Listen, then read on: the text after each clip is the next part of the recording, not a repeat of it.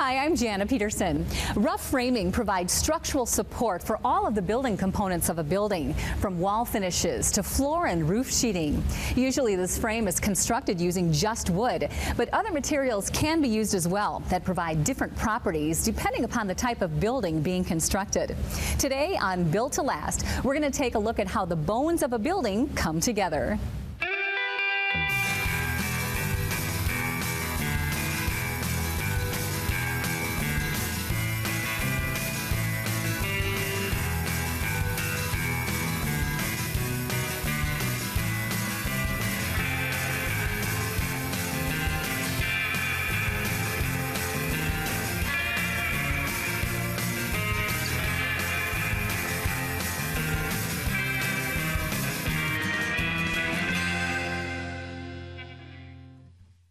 Built to Last is sponsored by Unico Incorporated, manufacturers of the small duct high-velocity HVAC Unico system. Unico is dedicated to the environment and has been serving residential and commercial customers around the corner and around the globe for more than 25 years. Great Northern Lumber, providing green construction materials from skyscrapers to residential remodel. Proud to serve you for the last 27 years and into the future in the lumber industry. Sill insulation and the floor joist plate, or box plate as it's sometimes referred to, mark the start of the new building. Floor joists and exterior and interior walls are then laid out, squared, and leveled. This is called stick framing, and today it's mainly used for room additions and remodels. Most new homes are now constructed using panelized framing. Also, you may have heard of balloon framing, which was real dominant for many years. It's where continuous framing members run from the floor to the ceiling, but it's less common these days. More popular today is platform framing, in which each floor is constructed separately and one at a time, and utilizes both stick and panelized techniques. Framing is the skeleton of a building. It's a supportive structure that allows loads to be transferred from one to another, from the ridgepole to the foundation. This supportive skeleton allows for door, window, and stairway openings, as well as roof and balconies. After all mechanical components, exterior doors and windows, roofing, electrical, plumbing, and insulation have been installed, the structure will usually be covered by drywall on the interior and covered by siding or other materials on the exterior, which is exposed to the weather. Carpenters build from the ground up. Starting with the foundation, floors and walls transfer all the loads from the upper sections down to the foundation. Different framing techniques, along with strict building code compliance, are followed. Rules have been passed on from generation to generation that applies to all buildings, from high-rises to houses. To square, level, and plumb a building is the universal language and is understood by carpenters all around the world. The old school way of doing things was using hand saws for cross-cutting and ripping lumber. Brace and bits were used for drilling holes. For measuring, a carpenter would use a 6-foot folding rule. Cordless electric saws, drills, nail guns, retractable tape measures, computers, and laser-guided miter saws are in the toolbox of today. What used to take months or longer with many men is done today with only a few and in days instead of weeks.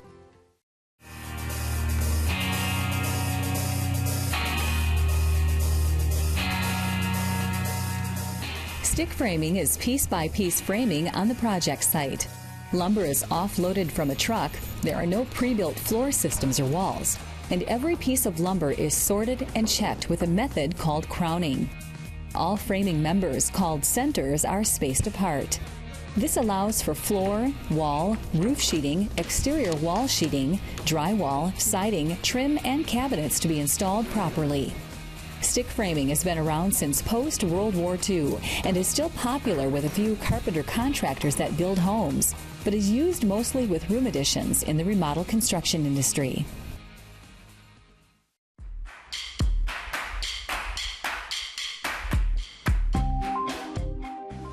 Many advances in framing come from the materials used. In the past, a 2x4 was exactly that, a 2-inch by 4-inch piece of lumber. Plywood, a product of World War II in PT boat construction, was widely used instead of solid sheeting and still is today. Advances in the lumber industry have created a wood composite called oriented strand board. OSB can be manufactured into sheets or mated to floor joist and can be special ordered for almost any thickness, width, or length. Floor trusses are capable of spanning larger areas and can go further distances without having a supportive structure below them. As the type of lumber changed, so has the means to hold it all together, and the most common way is the nail. These masonry nails were originally hand-wrought, a hand-wrought nail, which means it was driven together with a hammer and an anvil to make each individual nail, and that's in the old days. Then someone developed a machine to cut these nails out of a steel strip, which was a great innovation, a tremendous time saver. As time moved on, the technology evolved for drawing wire from continuous billet down to a length of wire, and then the cut nail evolved into what is a common nail now, which is a round wire nail. And that round wire nail, therefore, is much more economical for construction. But you will continue to see these nails for restoration type of applications where they really want the true to period construction. One of the first steps in the process of manufacturing a nail is pickling the steel rod, and the steel rod is something that we purchase locally, in general about 60 miles from this area, and the steel rod is pickled in a sulfuric acid mixture, very similar to something you'd have in your car battery, and it's heated, and it removes the rust that's on the rod because the rod is stored outside. In the wire drawing process, we're pulling the rod that we pickled earlier through a succession of dies or small steel rings with holes in them. As we pull the rod through, the wire gets smaller in diameter and longer in length. And by the time we get to the end of the process, it's pulled through several rings, and the wire now is very small, or at least to the size of the nail that we want to manufacture. This is the wire drawing die right here. This is the thing that you pull the wire through to reduce its size. Inside is a little nib made out of tungsten carbide, very hard material. And that hole is machined specifically for the size of the wire that you want to pull through. So it starts big, comes out small. The next step in the process is now cutting the nail. And we cut the nails on platforms here, so it's easy to move the nails from the machine to the floor. Then we can pick them up with forklifts and take them to the next process. It's a very loud process making nails. In the nail making process, we're feeding wire into a machine, and the wire is held by what we call a set of grippers. And then when the grippers are holding the nail, two knives come in from each side and pinch the nail off, so it makes a little segment of wire. Then a header comes in and smashes a little piece of wire left on that wire coming out from the dies, and it forms the head. And the process repeats itself perhaps 500 to 600 times per minute. The nails are packaged in 50-pound, 5-pound, or 1-pound units, occasionally 25-pound boxes too. All depends on what the customer wants on the shelf, or if it's a large contractor, they want them in larger units because you can get a better price. Advances in framing are going more toward the green aspect of everything, which means using less lumber and not filling up an entire dumpster with materials that could be used someplace else. In addition, carpenters are using new techniques to help them build a tighter building when it comes to energy savings. What we're talking about today is how exterior walls are going to have intersecting walls tied into them, and how they should have backing for our drywall. We start right here. We've got a triple stud. We've got 3 studs nailed to each other. It's nice and solid. Only problem with this is it uses 3 studs. When our wall comes into place, it gets it nice and tight here. We have plenty of drywall backing on both sides. Again, we've got 3 studs nailed together. Problem with this, there's no insulation back here. We have 3 pieces of wood. We're going to have thermal bridging. We're going to have a colder corner.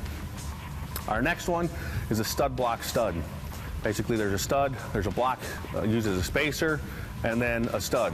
We're using 2 studs rather than our 3 over here, but we're using a block instead of that 3rd one. Saves on lumber, we're using up some of the scrap, but once I put my other wall in here and I intersect it, I just covered up that hole.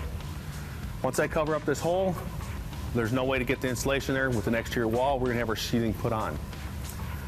Our next corner, it's called California corner. Basically a stud nailed to a stud. We've got plenty of nailing area here once I put my intersecting wall into place. I put it in here, I've got 1.5 inches and 1.5 inches of drywall nailing. The good thing about this is now I can put my insulation all the way to the back. I can shove that in there. This is going to be a lot warmer corner than either one of these. Another thing we have interior walls that are going to intersect an exterior wall. The first example is basically a stud, another block flat, and another stud. Problem with this, once I put this in place, it's just like this problem over here. There's no way I can get insulation back here. I have a stud on both sides. I won't be able to get my insulation put in place. I'm going to have a cold corner on each side. Proper way of doing things now is with our ladder backing. Our ladder backing, 8-foot walls, we're going to measure down 2 foot, 4 foot, and 6 foot to the center of our blocks. That'll give us plenty of area for our drywallers to screw their drywall to. I put my intersecting wall into place here. Now I can get insulation on both sides of our wall. Here's our stud block stud corner. Again, our plywood would be in place on our exterior wall. We're going to be able to insulate this bay, but we're still going to have a void left in place right here where the insulator is not going to be able to put any insulation in. Over here we have our ladder backing that we talked about. We'd hook the top, 2 foot, 4 foot, 6 foot if there's an 8-foot wall. My plywood will be in place, and I'm still able to fully insulate that entire bay with a full bat of insulation. I come over here, I have a stud, a flat block, and a stud for another interior intersecting wall. When I put my plywood in place, I'm able to fully insulate this bay, fully insulate this bay, but again, I won't be able to access this point here. I'm going to have a cold spot on each side of our intersecting wall. Over here, I have my California corner. My California corner is my stud with a stud nailed to it. My plywood's in place. I can take a full bat of insulation, put it in place, and I've got full insulation, my full thermal value here. I'm not going to have a cold spot in this corner. It'll be warmer compared to any other corner. With new material advancements and new methods of manufacturing, buildings can be manufactured away from the job site, then trucked to the site and assembled there at a much greater speed than ever before. This new method of manufactured panelized framing is quickly becoming the desired way of constructing not only residential, but commercial projects as well.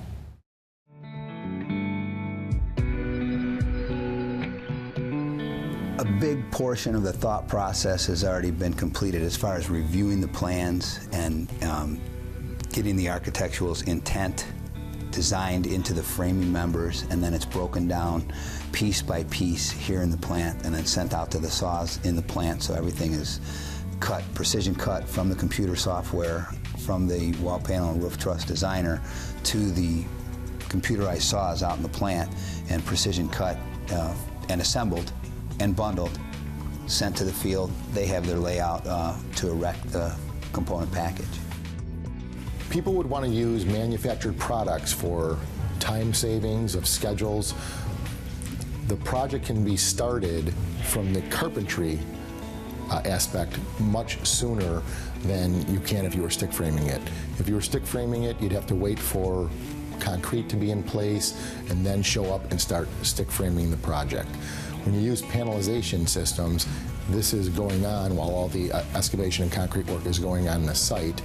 As soon as that stuff is ready for the carpenter to come in, the manufactured system shows up and it starts installing pre-finished panels so that it's much quicker from the field aspect time.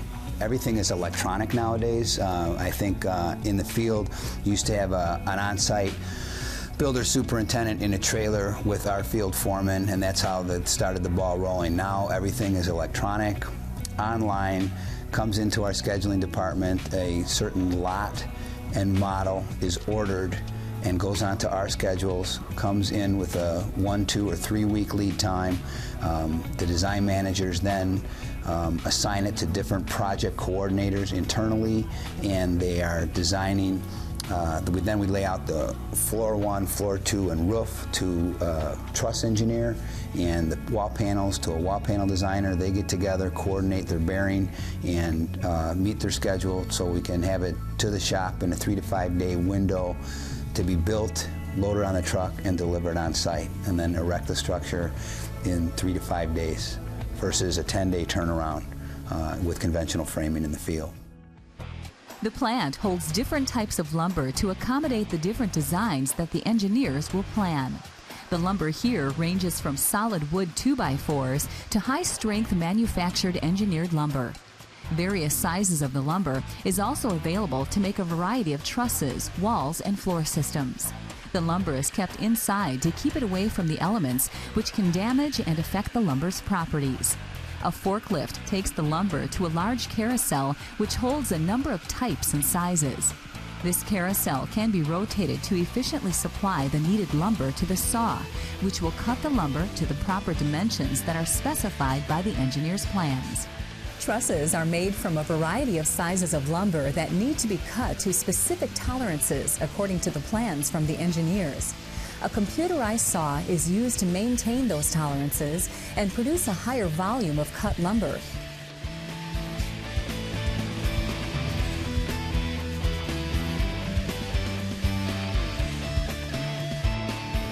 This machine is able to rotate its saw blades to cut complex angles that are required for making a truss.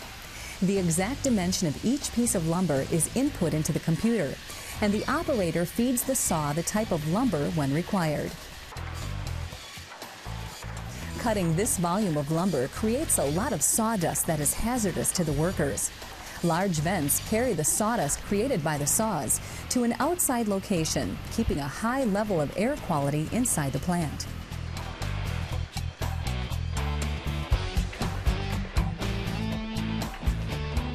The cut lumber goes to the truss assembly station, where workers assemble the trusses on a large platform. Guides pop up on the platform that help the workers place the lumber in the exact location. Two adjoining pieces of lumber are stapled together to hold their position, while steel gusset plates are used to add support.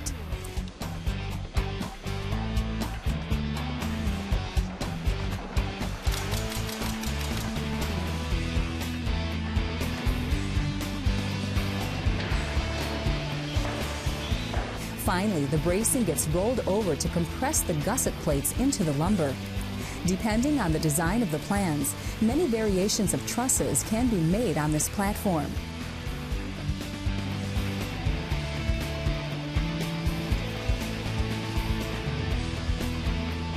Completed trusses get rolled to an outside location where they will meet the other parts of the house. Using 2x4s, the floor joists are built in much the same way. This design is called an open webbed floor joist, which reduces waste and uses less overall lumber than traditional methods. Complete floor decks can also be made and delivered as one piece to be used on site.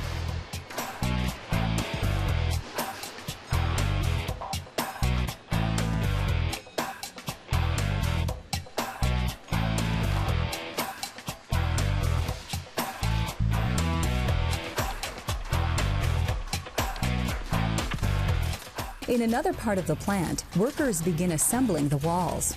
Walls come in many different configurations, so the wall assembly line must have the available tools. Along the line, workers can view the blueprint of that particular section of the wall on a screen. The walls are assembled and even the exterior sheathing is added. On the job site, the workers will just need to place these wall panels in the location required by the blueprints.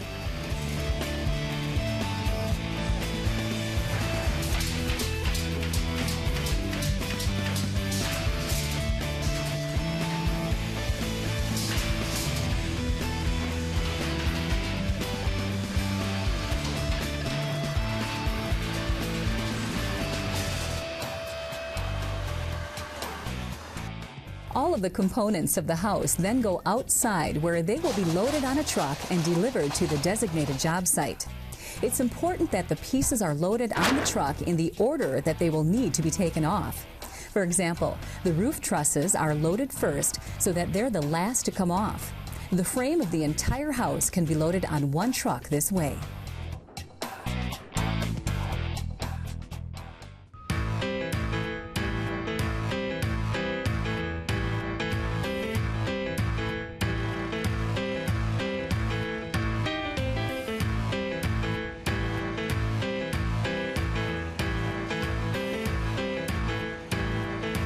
When the framing components arrive on the job site, it's unloaded in the order of construction. Cranes are used to fly wall panels to higher locations, and the carpenters snap out chalk lines according to the blueprints. The wall panels are positioned on these lines and then temporarily supported until more panels are installed.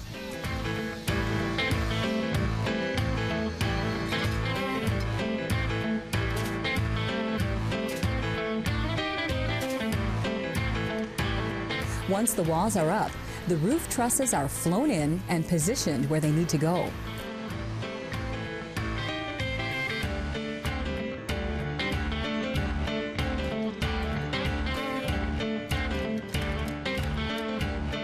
Finally, the roof is sheathed and the building is ready to get its roof put on.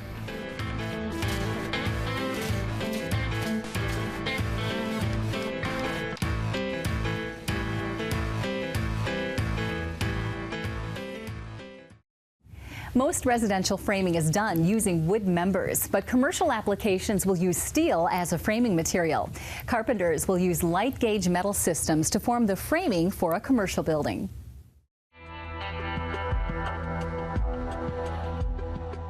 A light gauge manufactured system is could be wall panels, roof trusses, or floor systems that are manufactured inside of a plant and then taken out to a job site and installed on site in a project. You can use metal or wood, depending on what the project calls for. Mostly in a commercial setting where non-combustible materials are required, you'll see metal components used over wood. The benefit to using metal wall panels is that the products that we use are all LEED certified. LEED certified is what people refer to as green building. When you're LEED certified, the materials that you're using qualify because they're recycled materials and they don't disrupt the natural resources like trees or any other products that are used. Manufactured systems really start by the engineering process. We take a set of drawings and we input that into a computer, basically, which starts to build and assemble the wall panels. So it's basically taking the segment of the carpentry work and starts creating the design of the building and the shapes and size of the panels that are required. That gets released to the floor to our machines, which will now start roll forming the studs to create the panels that were input for the specific project that we're working on. The studs and the track are manufactured. They go to the assembly process. Once the wall is then assembled, it's put together. All of the dimensions for any of the openings that are required for windows and doors or whatever else might be in the project are already punched into the metal system, and now the guys start assembling it by way of riveting it. The panel is assembled, it moves on to the detail area. In that detail area, we can form shear walls, which will require welding of certain components like tie downs and other cross bracing to make the wall more structural. From there, the wall moves to the next station, which gets the applied exterior sheeting, which could be anywhere from drywall to non-combustible autoclave concrete or drywall materials. After the wall has its exterior sheeting on it, then it usually gets a layer of air infiltration barrier put on it, which is known as a house wrap. And once that's applied, and then it'll move to the truck where it will be loaded and sent out to the job site. Framing can be seen as a classic discipline of carpentry since it requires almost all of the skills and techniques that a carpenter has to do it well. Finishing the frame will give it a sense of character and identity. People will be able to see what it will look like in terms of size and shape and give the structure presence in its new location. Next, it's time to seal it up and protect it, as well as its future inhabitants, from the elements. But that's next time on Built to Last. I'm Jana Peterson, and I'll see you then. Visit the Built to Last website to learn about these topics and more.